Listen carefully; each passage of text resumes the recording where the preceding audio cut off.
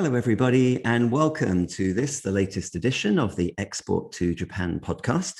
And on this particular edition, we are going to dive in and learn a little bit more about the current market trends and market situation in the whole life sciences and healthcare sector out there in Japan. And to help us learn more about that, I'm delighted to welcome a very special guest we have today, Dr. Lei Liu, who is the Innovation Partnerships Director at AstraZeneca Japan. So Lei, welcome to the Export to Japan podcast. Thank you very much. Thank you for giving me this opportunity. Hi, Steve. Hi, everyone. This is Lei. I'm really looking forward to having this opportunity and have a discussion with you. Great. Okay. And where do we find you today in Japan? Which part of Japan? Are you in Tokyo? Or? I'm based in Tokyo, but I'm work from home every day in this stupid situation, right? So yeah, we have done this for last 2 years almost. I'm getting It's amazing, isn't it? Where has that 2 years gone? It's flown by so quickly, hasn't it, that we've had to get used to this new way of working. Yeah. Well, I mean, that's an interesting point you raise, and we may come on to that a little bit more when we start looking at some of the kind of trends and dynamics of what's going on in the Japanese market. But listen, to get us kicked off, I wonder if I could just ask you to tell us a little bit more about the kind of bigger picture landscape of the trends or changes or the dynamics of what you're seeing in the Japanese market in this particular sector. Okay, that's a really wide question. Obviously, in short term, we still having this pandemic, but hopefully we can have the end by the end of this year. But from like middle or long range, I think there's two very important point in Japan market.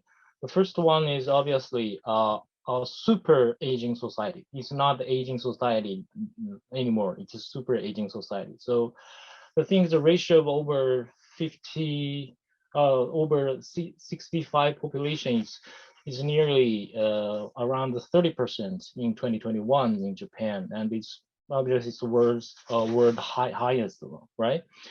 And this trend is accelerating. So on the other hand, I don't want to talk about too much about money, but we have to think about the social cost. And this segment, I mean 65 plus population, actually the national healthcare expense in this segment is more than 60%. And this population ratio will be around 40% by 2050. So it's a huge change. It's a big challenge we have never experienced before. And the cost pressure is already there, and it will get stronger and stronger. But we would like to take this one as an opportunity. I'm not mentioning this one as a crisis, but crisis is always opportunity, right? And I think we can discuss this about this topic later. Yeah, another very important topic is I think it's data application. There's a bunch of medical data, healthcare related data, but the situation in Japan is we're relatively delayed in this data application segment. So we have a lot of data, but all of these data are fragmented. So they're not well connected like NHS in UK. But we are start to think about how to use the existing data and how to connect those data and how to make it application easier. So there are several policy change, like we just carried out next generation medical infrastructure law in 2018. And that is a huge change driver. Again, there's a big cabinet office project which called Super City. So in this Super City project, we can do more challenge project using connecting data,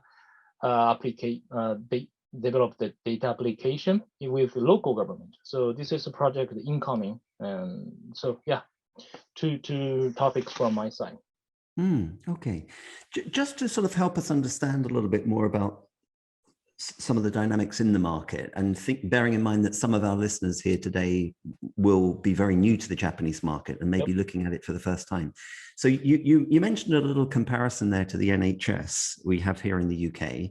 And you also mentioned the fragmented nature of the Japanese market. So is there an equivalent of the NHS in Japan? Is there sort of one organization and one body, or does it tend to be a little bit more regionalized out there in Japan?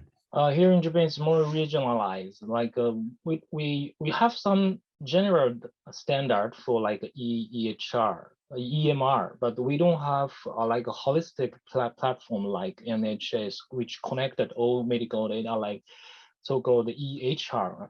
We would like the heading for that direction, but at the moment, the thing is, if the hospital has their own EMR, it's in their own bubble.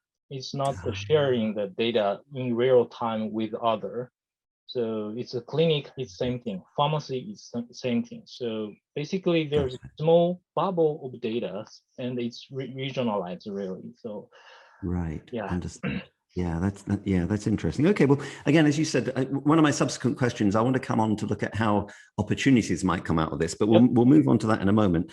And just going back to the previous point you made, that's an interesting expression you used of the super aging society now. And that's actually the first time for me to hear that one. So it's moved on from the aging society to super aging society. And yeah, that I know that's always been a bit of a dynamic in Japan, but that's clearly one that, as you indicate, is just growing in terms of a dynamic and therefore the challenges around that. So yeah, it's accelerating. So when I was primary school student, at that time you were using aging society at that time. But now we're using super aging society to express the trend and how it's coming fast. Yeah. Right. Okay. Really interesting. Really interesting. Okay. Well, there's a couple of sort of, interesting examples of the dynamics in the market that's going on. If we bring that on to the topic of international companies that are looking to enter the Japanese market with products and services and things, where do you see the opportunities that Japan needs some help, or where there may be opportunities for foreign companies to come in with their products and services? I think another thing is the data application. We have our local great data application platformer vendors like maybe NTT, NEC, Fujitsu. They are local partner, obviously, but we also would like to welcome giant international company, the platform provider like GAFA. So it's not the easy story but to use the international company to make a social infrastructure. It's about there's some strategic things, but I think it's good to have competition with foreign company between giants first. And the step is we would like to welcome more startups in this area. They have their success in their origin company with a more dedicated solution, support patient in dedicated therapeutic area. So there's 2 points, I think. Okay. Yeah. Okay. So, I mean, it's obviously, I think here in the UK, there are a number of companies and organizations, big ones and small ones, that have got advanced solutions in data management, data tracking. And it certainly sounds like that could be an opportunity area in Japan, based on what you're saying, with this sort of fragmented nature so far of how the data is being recorded and stored and used, basically. So right, you're right. So actually we're relatively late, so that means we still have room to improvement, right? But again, since the data is really fragmented at this moment, we have to build a shared platform so that people can use the data, access the data in parallel. So this is our challenge here. Right. Okay. And going back to the first point you made, I think the data one's very clear, but the first point, going back to the super aging society, what does that mean in terms of looking ahead with more solutions and development of solutions and products and services. Where could you see opportunities there looking ahead? Is there anywhere in particular where there could be gaps in the market and opportunity? I think there's 2 points. First of all, the super aging society is a growing market now. Right. So we have more aging people now, so it's a growing market. Then that could be opportunity for all of us. Another one is you can use this super aging society as a test field, because aging society is a global trend, not only happening in Japan, right? Most of Europe company are facing this issue in a few decades. And another country, China, their aging ratio is more rapid, like accelerating. Yeah, so I think people can use this Japan as a test field for their new product, new solution to do POC in Japan, and bring back the concept to their origin market or spread that to other market. That can be used, yeah. Okay, sounds good. Yeah, that makes good sense. Okay, so moving on then. So we've had a little look at the landscape and some of the key dynamics that are going on. We've talked a little bit about how that can create opportunities for overseas companies. Let's move on to talk about overseas companies and international firms coming into the Japanese market. Now, it does have a bit of a reputation of being a very tough market to enter for foreign companies. There's lots of dynamics and barriers and challenges around that. Having said that, we have to give a very positive view too, that many international companies do get to Japan and succeed. And it's not just the big guys with huge budgets, some smaller startup enterprises succeed as well. So, but we have to be realistic. We know it's challenging. Yeah. So from your experience, what are your views on some of the sort of challenges that international companies need to think about when they're developing a strategy and thinking to approach the Japanese market? Yeah, it's a good question. Maybe my answer is not well consistent with my reply in the last question, because I mentioned that there's a bunch of opportunity, right? But like you mentioned, there's huge challenges, so as well. Yeah, but have you ever heard of this word, Galapagos syndrome? Oh, yes. Yeah. Yes, exactly. That is how we Japanese describe ourselves and our society. Yeah, it's a beautiful island in the Pacific Ocean, right? But since the physical distance between continent and those islands are huge, so few external animal can visit the island. So they have their own ecosystem, own animals.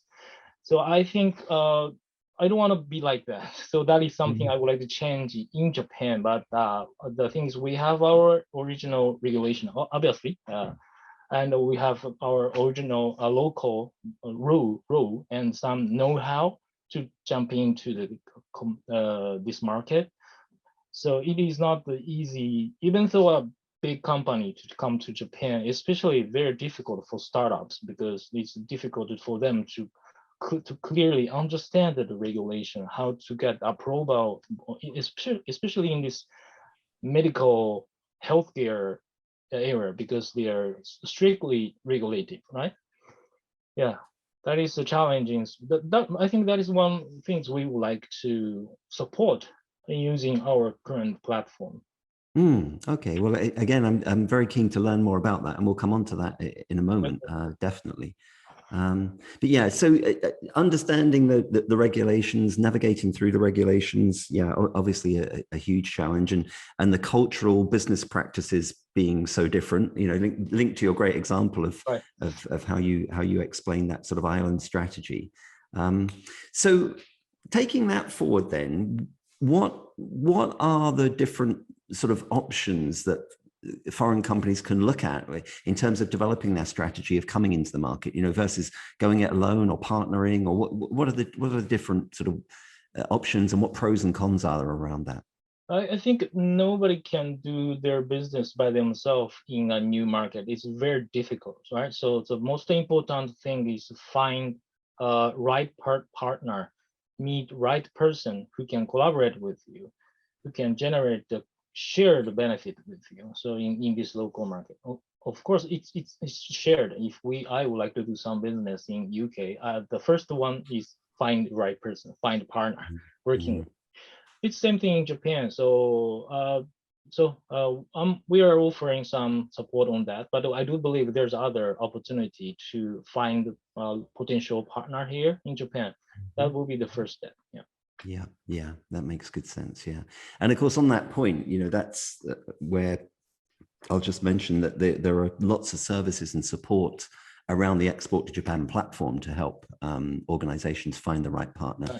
Certainly through the relationship with the British Embassy in Japan and the consulate in Osaka, and the trade teams there have specialists that can advise and help and look for and match the right partners.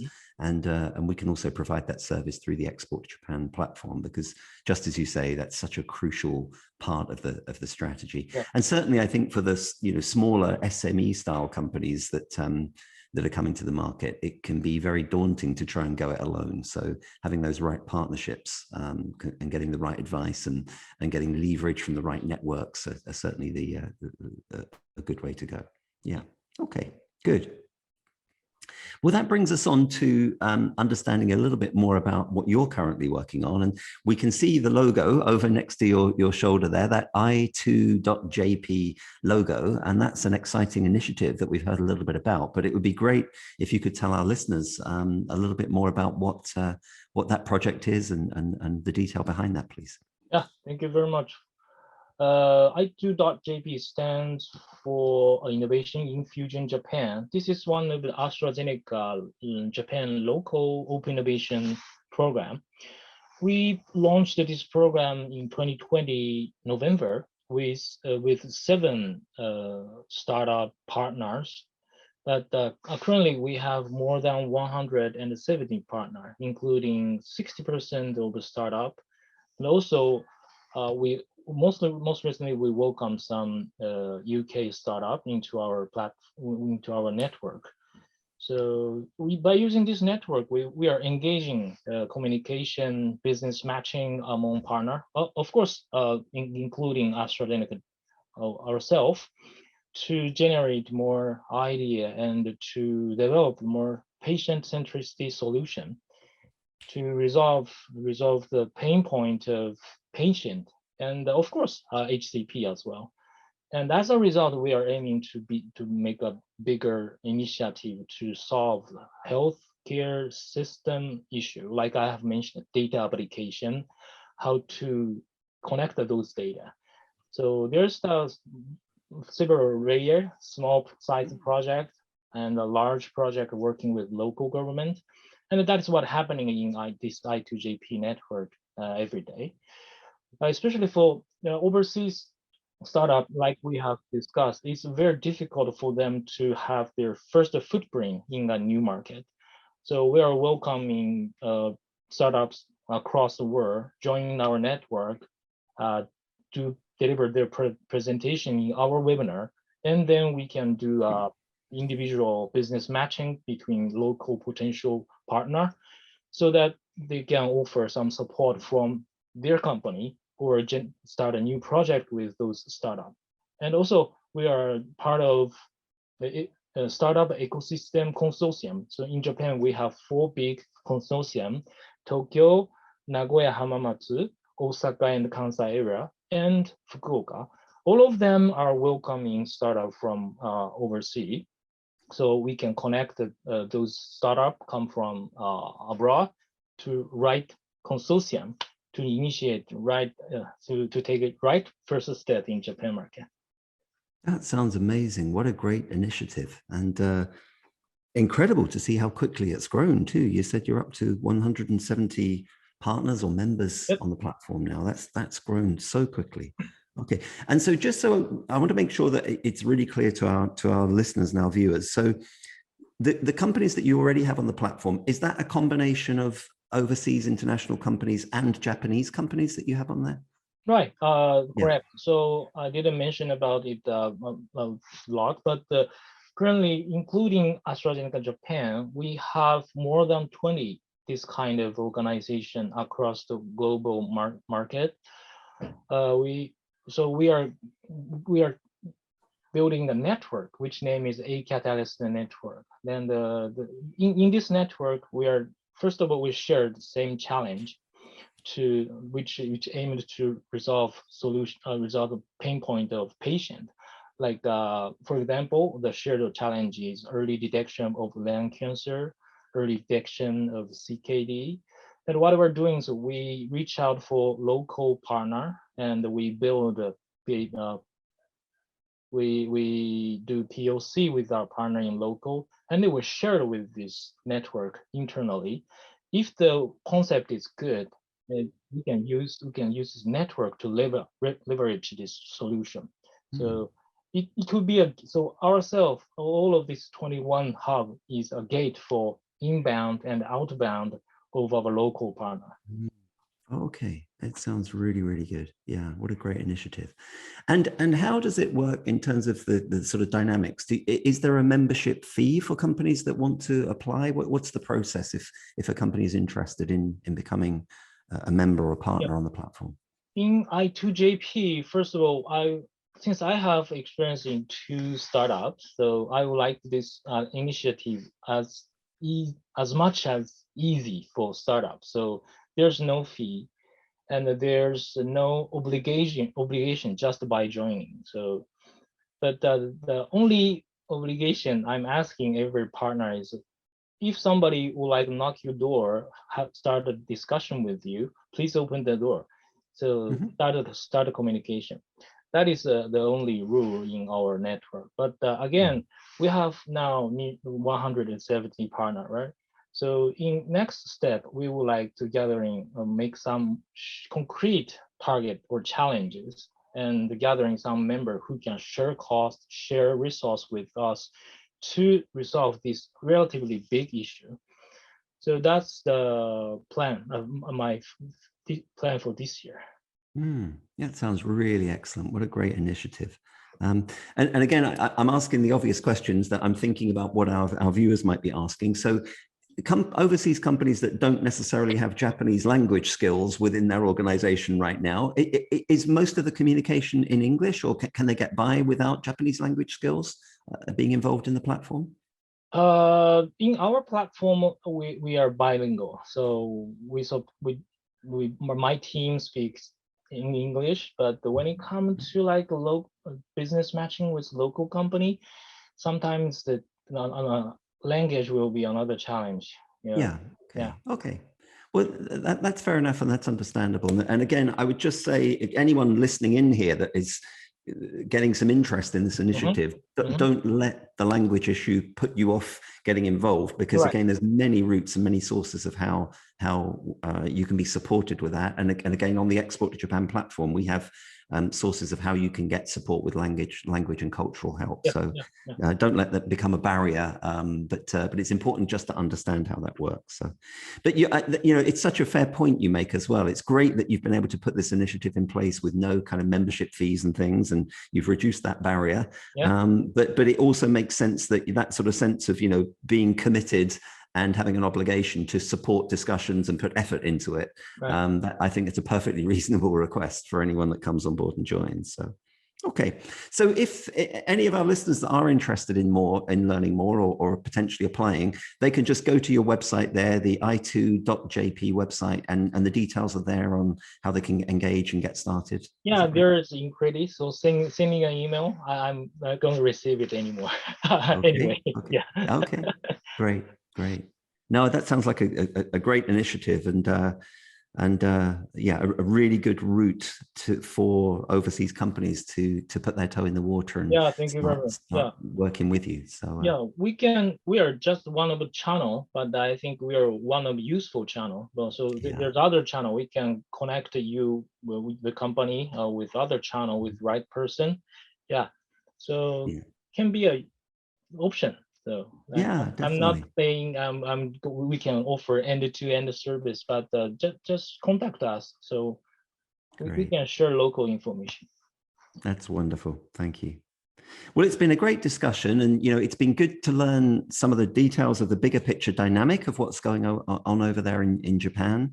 We've spoken about what that means in terms of opportunity for overseas companies, but also some of the challenges around that. It's not so easy and straightforward. But then we've wound up with a really good solution that is one of the many options available through engaging with your platform, and it's such a great initiative. And I'm happy to hear about it, and wish you every success with it, and all the companies that are coming onto your platform. And hopefully, from today's discussion, we will trigger the interest of some more companies. So that's been a really good discussion. Thank you very much. Good. Well, listen, thank you so much for your time. It's an absolute pleasure to meet you. It's been a great discussion, Dr. Lei. It's been interesting, and thank you so much for your time. Yeah, and I would just say to all the listeners listening in, I hope you found this an interesting discussion.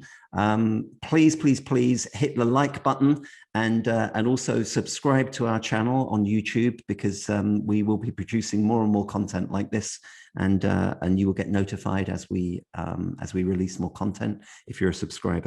So thank you all for your support. I hope that's been useful today. Dr. Lei, thank you for giving your time. Been a pleasure chatting to you once again, and we'll catch up with you all very, very soon. So thank you, everybody. Awesome. Thank you very much for this opportunity. Thank you. Our pleasure. Thank you. Bye now.